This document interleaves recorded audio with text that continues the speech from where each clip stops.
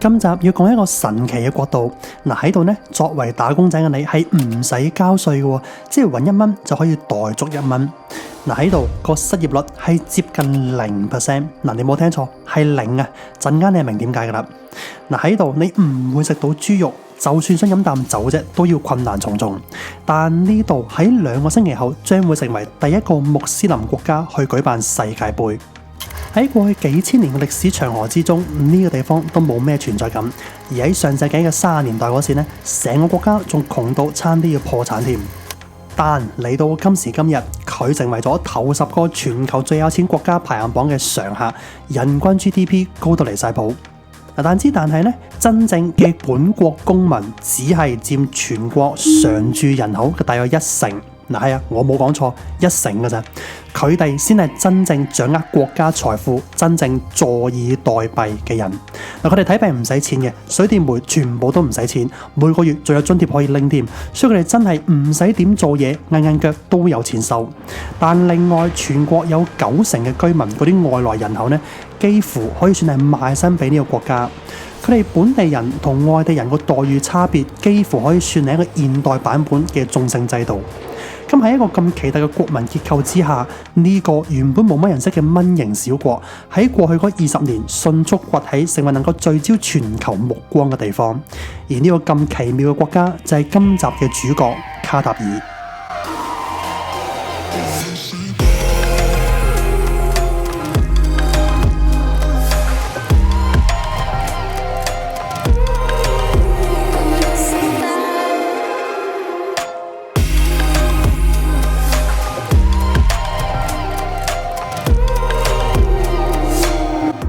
我諗好多人都同我一樣啦，係因為要去歐洲要搭卡塔爾航空喺多哈轉機，咁樣先認識多咗呢個地方。尤其喺疫情之下呢，全球各大航空公司都要縮減人手，要暫停啲航線，用最低限度嘅成本嚟嘗試捱過呢個世紀衝擊。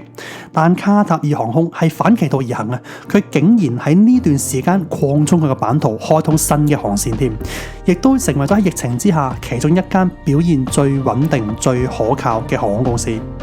咁樣講落，其實 Qatar Airways 咧真係卡塔爾嘅國寶嚟嘅，因為卡塔爾航空嘅表現對於吸引啲人由原本嘅都唔知你係邊，去到認識你，繼而欣賞你，係好重要嘅角色嘅扮演住。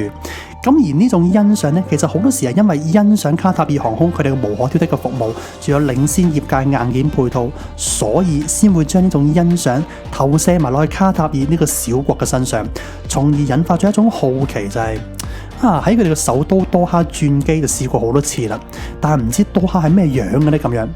樣唔使多嘅，佢每日有數之不盡嘅人流經過多哈轉機，哪怕只係得個1-2% 嘅旅客，同我一樣有呢種好奇呢，都已經足夠可以帶嚟巨大經濟收益㗎啦。咁所以 Qatar Airways 作為卡塔爾嘅國家面子工程最核心個項目，佢對於提升卡塔爾嘅形象真係功不可沒。上條片我哋有分享到，被譽為全球最佳航空公司，兼且係最佳嘅商務座設計，佢哋個 Q Suite 嘅新設計個飛行體驗係點嘅樣？咁未睇嘅朋友可以睇而家右上角彈出嘅連結，或者片尾都有相關播放清單可以重溫翻。咁今集我就行出去卡塔爾嚟探索一下呢個神秘國度係點嘅一回事啦。有睇我哋上集嘅觀眾朋友可能仲記得嘅就係我哋喺卡塔爾個出入境個經歷呢，真係出乎意料咁差。長話短說，就係俾佢哋毫無原因咁拖延咗我哋2個幾鐘。所以當我離開機場嘅時候，已經係凌晨1點半嘅事啦。嗰時個人又攰啦，又失望啦，跟住望住到人生路不熟嘅地方，都冇理咁多嘢，就揾架的士直奔酒店算啦。原本上車前都谷住道氣嘅，但好彩遇到一位好熱情、好好客嘅的士司機。佢唔止態度好，個英文呢仲好過好多佢哋嗰啲不知所謂嘅出入境職員好多添。的士會係你喺卡塔爾自由行嘅最主要交通工具。咁佢主要分咗做細款同大款2款啦。細部啲嗰款呢就7蚊卡塔爾幣起標，我哋而家坐緊呢一款大部啲嘅呢就12蚊起標。但如果你喺機場截嘅話呢，咁就2款都係統一25蚊起標。但佢跳標唔算貴嘅，例如話今程我哋由機場去酒店成40分鐘車程都好啦，計埋25蚊起標價，仲要凌晨時間跳標係貴啲嘅咯。咁樣先一共80蚊啫，但佢仲有唔少的士係可以用信用卡俾錢添嘅咯。因為喺多哈咧，基本上每個人都會自己揸車咁滯噶啦，佢哋油價平到飛起啊，所以呢度嘅公共交通建設嗰個發展其實就相對落後啲嘅。例以巴士為例呢，起碼等20分鐘先有一班，但你記住係喺40度嘅沙漠乾燥氣候等20分鐘車。好啦，咁地鐵呢，之前一直都冇嘅，直到為咗迎接世界盃呢，先嗱臨趕工起幾條線出嚟，咁啊主要方便啲人去唔同球場咁樣啦。但本地人幾乎個個都揸車，係根本唔知地鐵質素掂唔掂，甚至連啲站究竟通車未都唔知啊。不過咁講啦，其實多哈核心區域佢唔大嘅，而且用 Uber 呢個 app 已經 call 到的士啦，咁啊唔使驚雞同鴨講啦。所以喺多哈玩呢，的士真係你嘅好朋友，係煩少好多嘢嘅。咁我哋去到酒店已經係凌晨2點鬆呢個事噶啦，咁我哋瞓醒覺再繼續講。喺我攰到已經係諗唔到嘢嘅 moment， 一張好嘅床褥真係值千金，而要瞓得好呢，其實唔使去酒店嘅，用 Emma 床褥一樣幫到你。德國 Emma 床褥嘅質素好到唔怕你貨比貨，就怕你唔識貨啫。需要提供埋100日嘅試瞓服務，如果覺得唔啱瞓嘅話，係可以無條件免費退貨兼且全額退款添啊！Emma 憑住德國技術贏咗40個國際獎項，無論係床褥、枕頭定係床架，都有無數用家嘅正面評價。所以瞓唔着嘅你，仲等啲咩啊？睇開我嘅觀眾唔止有啖好食，仲可以有覺好瞓添啊！Emma 1年1度嘅雙11優惠開始搶噶啦，用我嘅推薦碼仲有額外嘅優惠添啦，所以快啲同我一齊彈走失眠啦！好啦，咁翻嚟嗱，酒店呢，我哋今次住嘅係 Ritz-Carlton， 咁由間房望出去嘅景就係咁樣噶啦。嗱，我係臨急臨忙喺米蘭臨出發之前先訂嘅啫，咁啊2600蚊港紙一晚，個體驗我覺得冇得彈噶啦。咁如果之後我再嚟多哈，我哋應該一樣會再揀翻呢度嚟住。咁間酒店呢，我係留翻片尾再慢慢介紹，依家就先講咗個多哈半日遊個行程先。嗱，我係揾酒店個 concierge 幫我手 book 嘅，因為我信得過 Ritz-Carlton 呢啲頂級品牌，佢幫我揀得嘅呢，就肯定唔會中伏噶啦。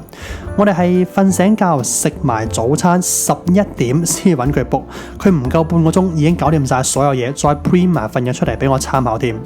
咁啊就係咁噶啦，2個人嘅 private tour 一共係1000蚊 Riyal， 咁啊全程係5個鐘行程，我話事，包接送，包埋一餐晚餐添，冇任何額外收費噶啦。導遊同個司機喺晏晝3點鐘左右過嚟接我哋，咁有司機專門揸車呢，個導遊就可以專心全程講解啦。同埋你去景點嗰時呢，你行開行埋可以放低個袋喺車上面，有司機負責看住。嗱，咁雖然個行程係自己話事啦，但我哋決定交翻俾個導遊發辦，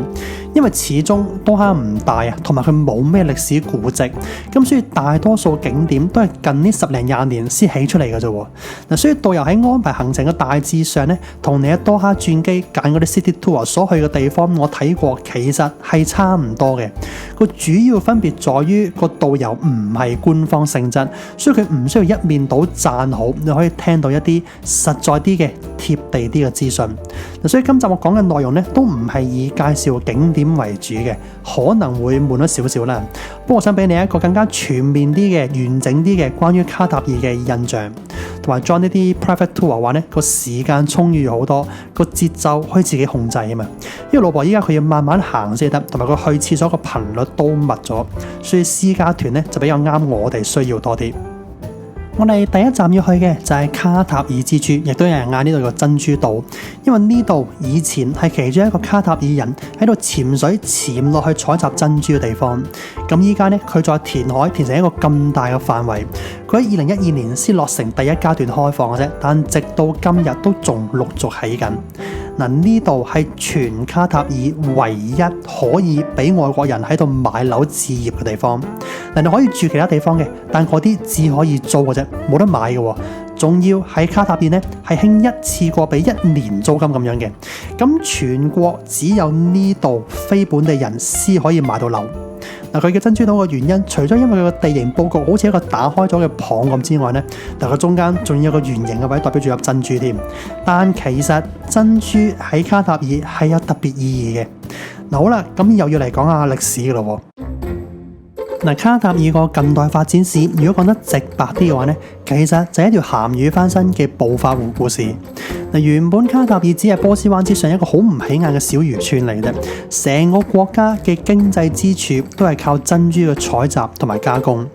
其實曾幾何時珍珠嘅價錢係拍得住鑽石嘅，因為大家都天然啊，大家都罕有，大家都係可遇不可求，好講緣分嘅。所以卡塔爾靠賣珍珠都足夠養得起自己。但直到呢個日本人嘅出現，阿 Mikimoto さん，佢有一個前無古人嘅創舉，就係發明咗人工培植珍珠嘅方法。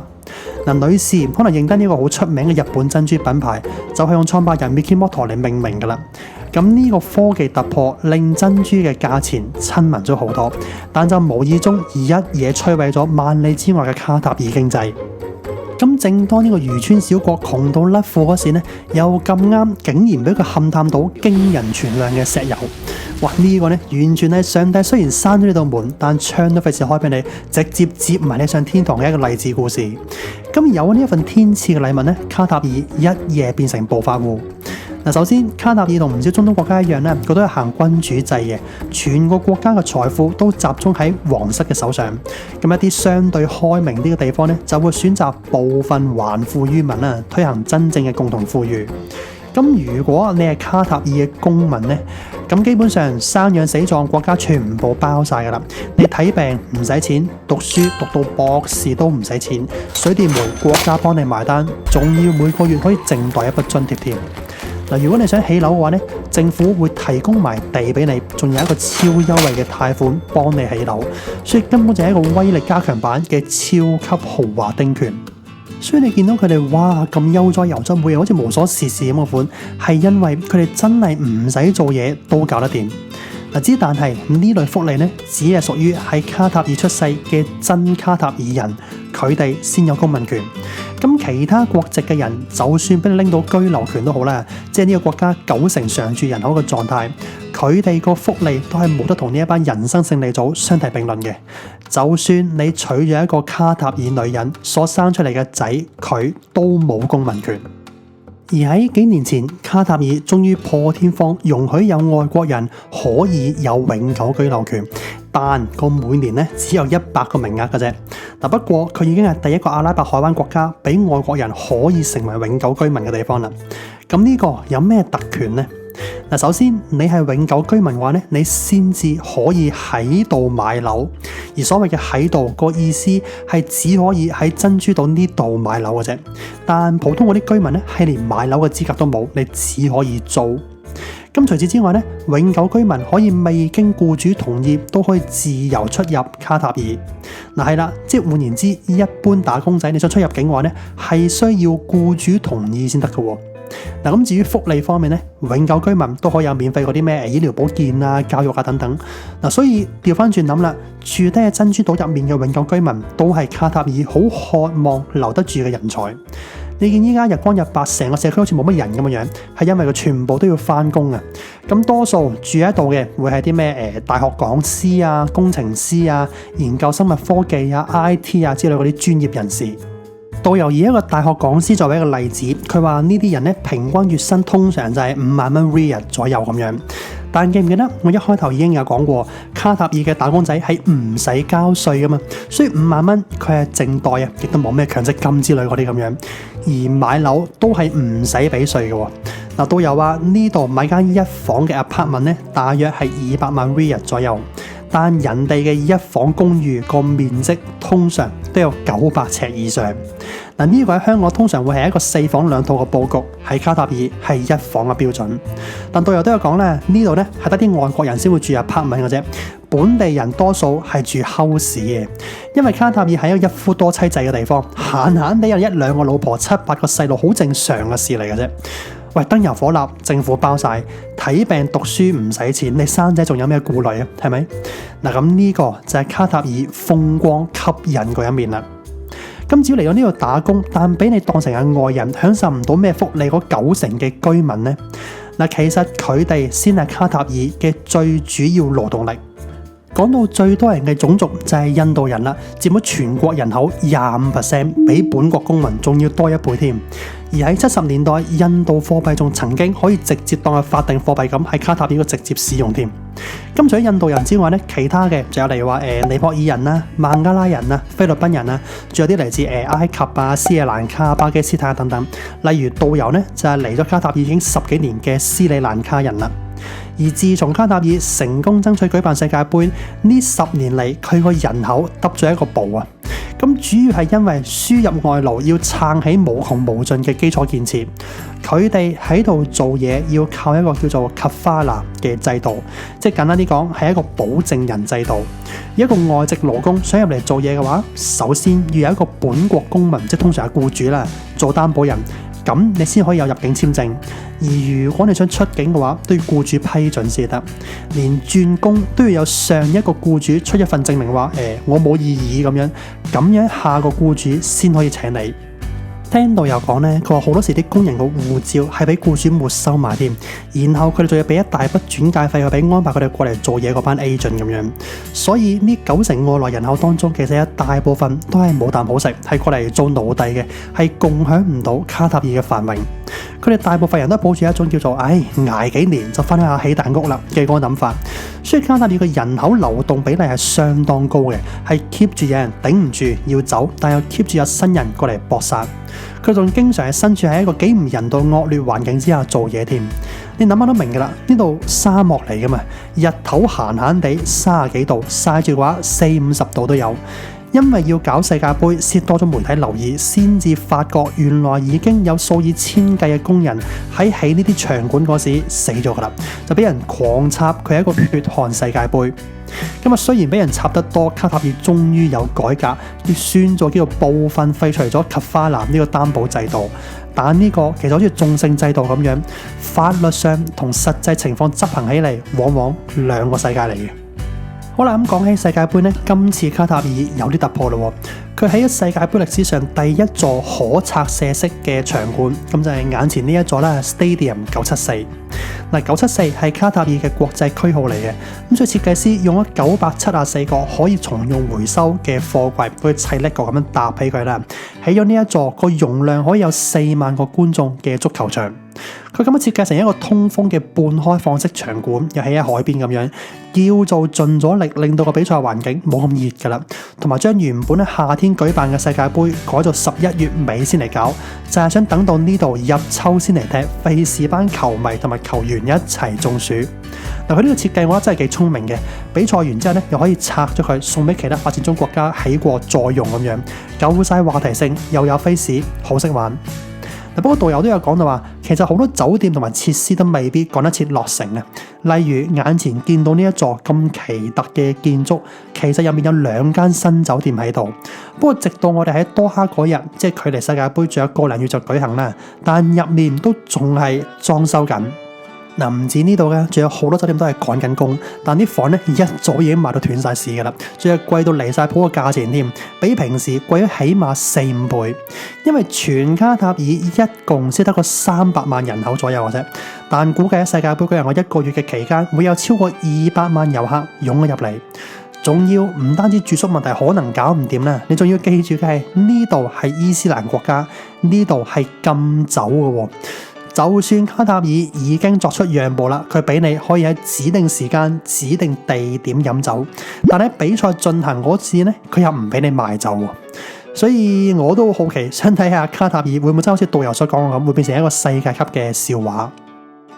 導遊佢嚟咗卡塔爾10幾年，佢算係見證住呢個國家經歷咗最翻天覆地嗰10幾年嘅變化。例如眼前呢個必到景點 Katara 文化村，亦都係最近呢10零年先落成嘅啫，都係國家形象工程嘅一部分。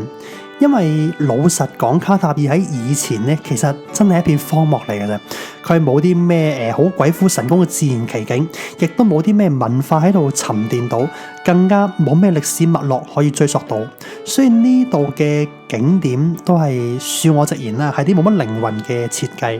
佢好靚，佢好金碧輝煌，佢好有設計感，佢好有打卡嘅效果。影啲相出嚟都會好好睇。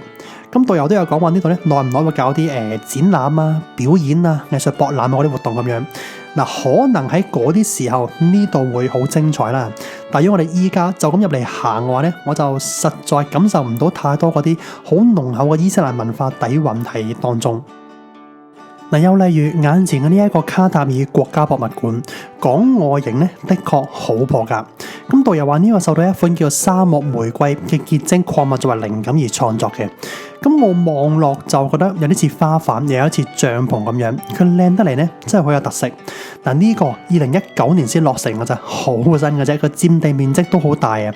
咁至於館入面係咩樣，我就唔影啦，因為我見到啲保安個眼神有啲敵意。咁我就咁總結一下呢，就係佢哋好聰明啊，就係因為佢哋冇咩歷史悠久嘅物件可以展出，所以我哋用嘅係一個觀感互動嘅形式，用投影嚟講故事，結合咗好多有模型啊、地圖啊、標本啊咁樣，將成個卡塔爾嘅崛起歷史 present 得好好。咁睇完之後，你會對佢以前嗰個珍珠產業，仲有之後個石油產業，同埋對整體個伊斯蘭文化都會加深咗了解。能夠將一個本身歷史文化咁比較薄弱啲嘅國家，但砌到一個咁豐富多彩背景故事出嚟，呢一層冇得唔服佢。佢入面呢，仲有一張係用珍珠、有藍寶石、仲有鑽石鑲嵌而成嘅地氈，係鎮館之寶嚟嘅，好值得見識一下。好啦，咁時間有限，所以依家遠處見到呢一座咁靚嘅伊斯蘭藝術博物館呢，就只能夠留翻下次嚟多哈再參觀啦。佢係大師貝聿銘喺佢90幾歲嘅時候創作出嚟嘅封筆之作，呢個有機會呢，真係好想近距離去見識下。咁我哋呢個半日遊嘅最後一站就嚟呢個多哈最出名嘅景點，有100幾年歷史嘅市集蘇瓦基夫。咁呢度喺日落之後呢，涼浸浸先會多啲人開鋪啫，先比較活躍。佢日頭太熱啦，我有朋友之前跟 City Tour 日頭嗰時嚟呢，根本冇人嘅。佢個名呢，蘇係解市集，而瓦基夫呢就係解企喺度咁嘅意思。以前啲 Bedouin 呢，佢會帶埋啲羊毛啊、編織物啊咁樣過嚟以物易物。咁大家都係企喺度做生意噶啦，而後嚟嘅規模大咗，仲有埋啲香料啊、咖啡啊，再賣埋啲布料啊、頭巾啊，仲有各式各樣嘅生活用品。個市集係有過100年歷史，但你依家見到呢啲建築呢，係經歷過大火之後喺08年先翻新完先起嘅啫。佢刻意起到個樣咁復古咁嘅歲月痕跡呢，就想俾你有一個好啲嘅代入感覺。講得立體啲嘅話，其實呢度個落成時間仲遲過朗豪坊3年添。不過呢個佔地好大啊，足足有22個足球場咁嘅 size。佢分咗有專門賣黃金飾品嘅地方，有專門賣寵物嘅地方，仲有啲專賣香料啊、專賣服飾啊等等，好多個區域。而且佢啲路呢係9曲13彎嘅，複雜到仲衰過迷宮添。如果冇人帶住嘅話呢，小心隨時都會蕩失路。感覺上呢度同伊斯坦堡個 Grand Bazaar 個 feel 呢係有啲似嘅，連賣嘅嘢都有啲似添。但呢度感覺係民生好多嘅，冇咁遊客 feel 啊。而且啲商家都唔係嗰啲會死纏爛打、會追住你唔放嗰啲好煩嗰啲風格，佢哋唔係嘅。同埋始終全程有個導遊陪住，所以成件事係安心好多嘅。你見行到邊都冇乜點見到啲遊客裝束嘅人咁樣，而係本地人先係主要嘅消費客群。所以對於感受一下當地嘅風土人情呢，呢度會係一個好好嘅切入點。有個幾特別嘅位呢，就係喺度你會見到呢啲着住紅色號碼背心啲老人家，你可以請我哋幫手搬啲戰利品上車，甚或送埋去你屋企都仲得。不過講開又講呢，卡塔爾嘅民居係冇一個好明確、好精準嘅地址嘅。咁呢個有導遊講我先知啦，其實都算係一個歷史遺留落嚟嘅問題啊，有啲似印度嘅一啲窮鄉僻壤咁樣。咁喺度就唔詳細展開啦。喺度你會見到好多賣珍珠嘅鋪頭，咁呢啲我覺得係有少少姜太公釣魚嘅成分喺入面嘅。個價錢方面，我覺得你可以小心啲。而講到當中最具代表性嘅，其實除咗珍珠之外呢，應該係 Falcon。隼喺度嘅地位係好高，其實有少少好似國鳥咁嘅地位添。但佢唔係啲咩瀕危生物，所以呢度係有專門賣 Falcon 嘅鋪頭。以前啲隼呢係養嚟幫手打獵嘅，咁依家啲人咧就當佢係寵物咁樣，你要見到啲老豆帶埋個仔過嚟揀準，係好認真咁揀，唔係話合唔合眼緣咁簡單。咁買翻去之後咧，平時可以拎出街威下，而得閒在沙漠嗰度好似放狗咁，佢哋係放準啊，而由得佢哋飛一輪，然後再訓練佢哋可以精準咁降落翻自己個手上面。咁啲準咧嗱，視乎個品種同埋模式，仲有大小等等好多個因素都好，個價錢可以好大分別嘅喎。平嗰啲其實幾千蚊港紙可以有交易噶啦，而貴嘅其實10幾萬都買唔到一隻，而一啲再矜貴啲嘅，講緊可以過百萬港紙一隻添。所以佢哋養準咧，其實有一種好似身份象徵個意思喺當中嘅，係有一種有錢唔使講出聲嘅，不過我有隻跌條毛都可能值1000幾百嘅嗰個意思。嗱，有樣嘢我體現到準個地位咧，就係呢度有個專門嘅準醫院。嗱，你其他寵物佢係唔收嘅，佢淨係醫準嘅啫。咁導遊舉個例子就係話，假如隻準因為病或者其他原因都好啦，搞到甩毛，甩到一個地步係會影響到佢哋飛行個速度同埋降落嗰個準程度嘅話咧，醫院係有植毛嘅服務添，係會按翻個品種，按翻個甩嘅部位去植翻相應嘅毛落去。嗱，咁你就明 Falcon 喺卡塔爾人眼中嘅地位可以有幾矜貴啦。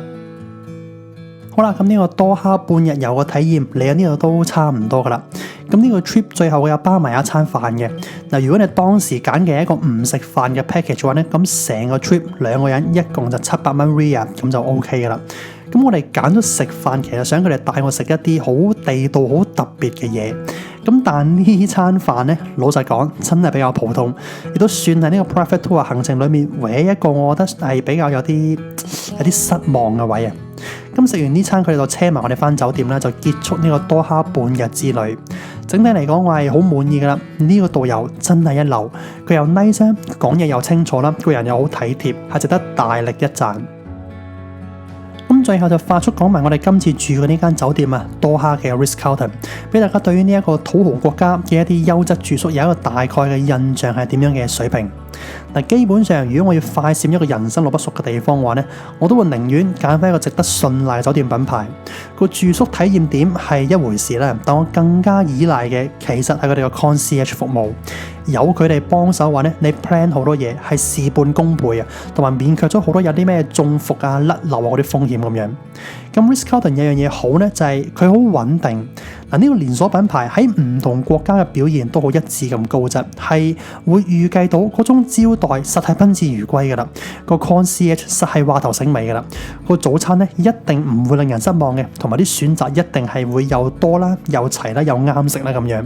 而酒店嗰陣香味都係好熟悉嘅，張床個承托力都係好啱心水嘅，而個浴室都肯定係一塵不染噶啦，連啲用品都實係 Esprit 噶啦。嗱，係你可以話咁樣係好悶一件事，亦都可以話佢好 predictable 咁樣。